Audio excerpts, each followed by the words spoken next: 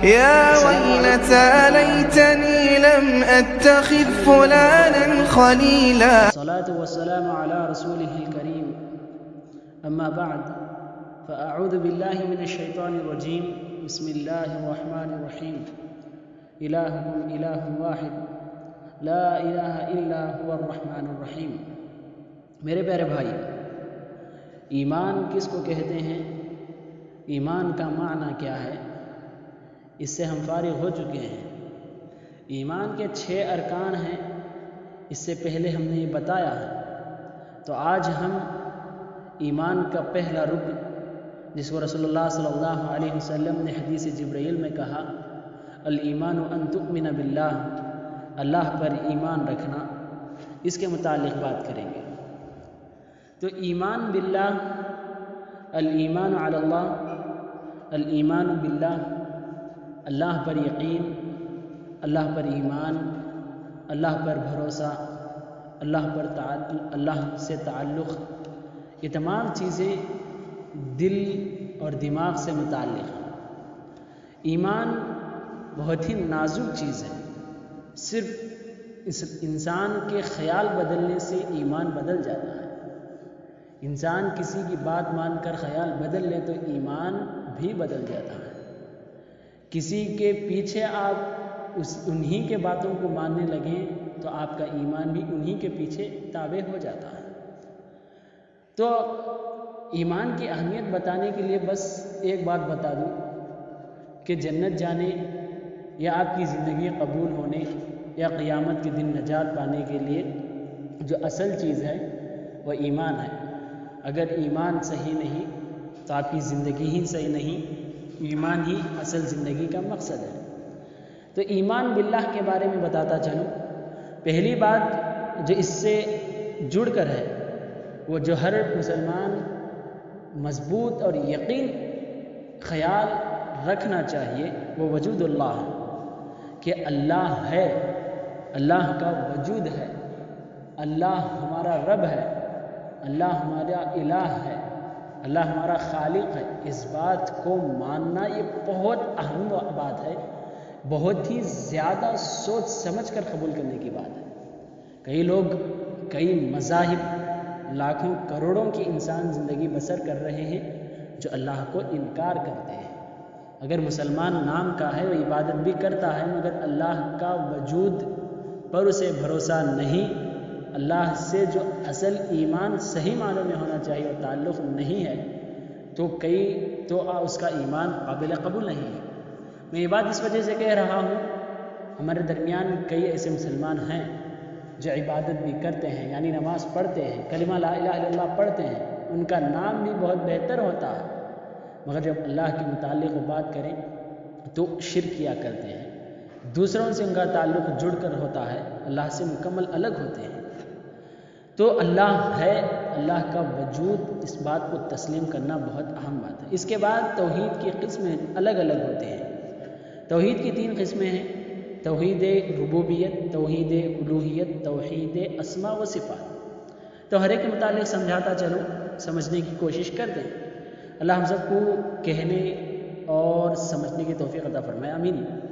توحید ربوبیت، اس لفظ سے ہی ہم سمجھ سکتے ہیں کہ ربوبیت، جس میں لفظ رب مشتق ہے، رب کے لفظ سے یہ ربوبیت جڑ کر ہے، متعلق ہے. تو ہم سب سے پہلے اس بات کو تسلیم کرنا چاہیے، جو ہر مسلمان کو اس بات کی تسلیم کرنا چاہیے کہ اللہ ہمارا رب ہے، اللہ ہمارا خالق ہے.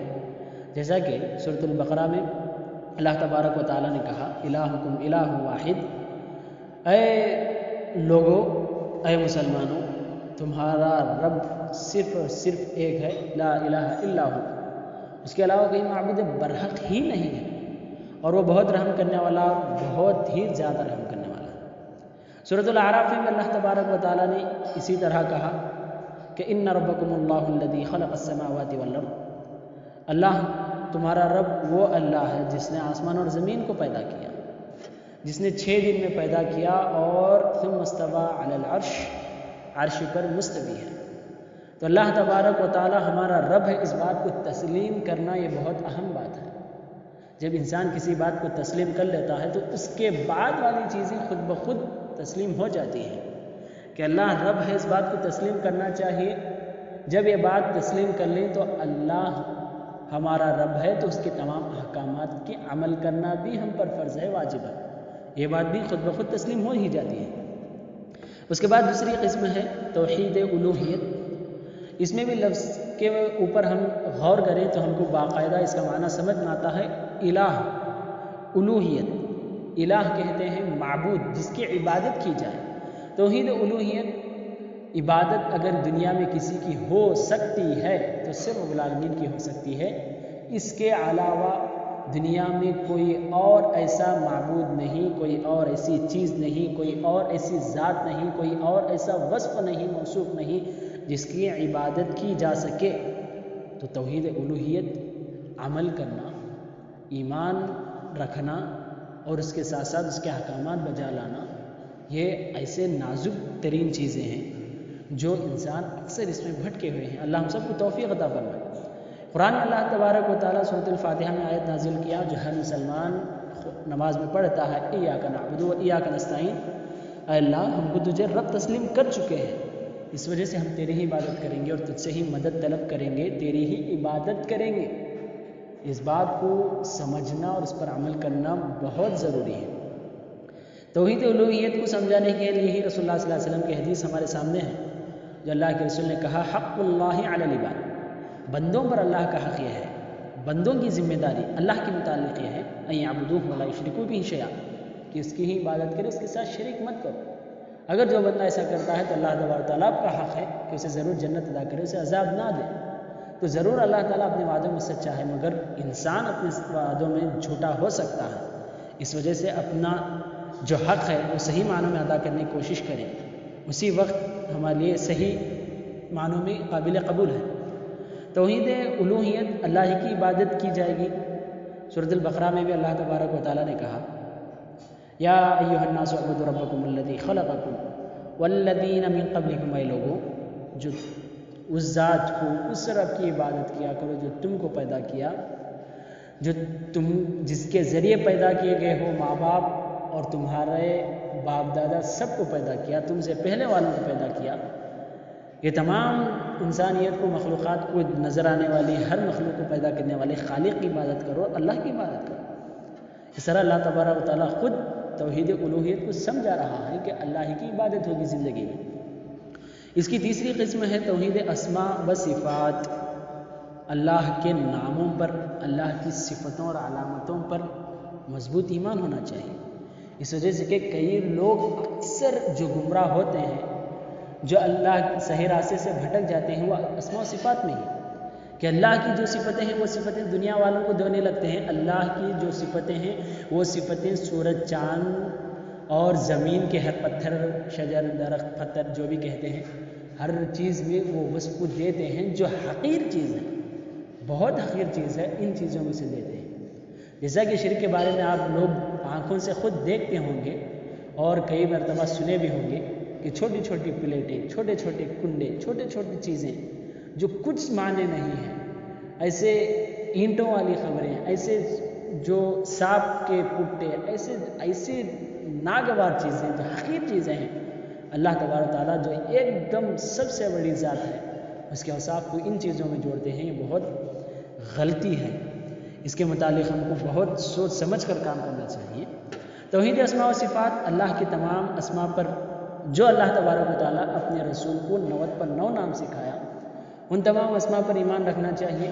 اور یہ بات زائد ہے کہ اللہ تبارک و تعالیٰ کے صرف 90 پر 9 نام نہیں، کئی نامیں ہیں، صرف اللہ کے رسول کو 90 پر 9 اللہ خود سکھایا ہے۔ اس کے علاوہ قرآن میں اور احادیث میں کئی ایسے نام ہیں جو اللہ تبارک و تعالیٰ کے 90 پر 9 میں شمار نہیں ہیں، مگر اللہ کے نام ہیں۔ اور اس کے ساتھ ساتھ اللہ کے پاس اس کے اور کئی نام ہیں جو انسان نہیں جانتا ہے۔ وَلِلَّهِ الْأَسْمَاءُ الْحُسْنَى فَادْعُوهُ بِهَا، سورہ اعراف میں یہ آیت موجود ہے جس میں اللہ نے کہا کہ اللہ کے لیے بہت سے بہترین نام ہیں، جب بھی تم پکارتے ہو تو ان ناموں سے پکارا کرو۔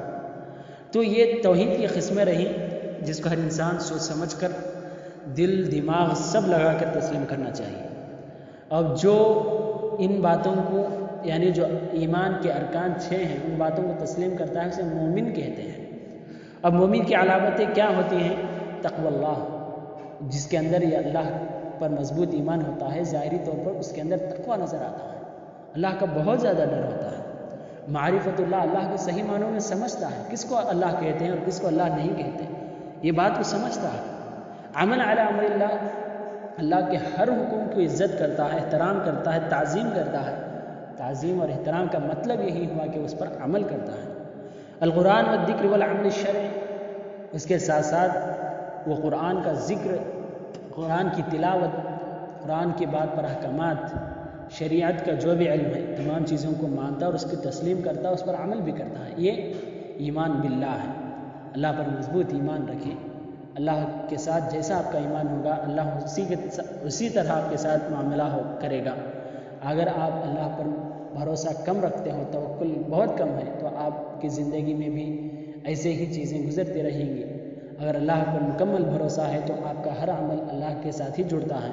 ان باتوں کو یاد رکھیں، سمجھیں اور سمجھائیں۔ رب العالمین سے دعا ہے کہ اللہ تعالیٰ ہم سب کو صحیح معنوں میں ایمان باللہ سمجھنے اور صحیح معنوں میں ایمان قبول کرنے کی توفیق عطا فرمائے۔ آمین۔ السلام علیکم ورحمۃ اللہ۔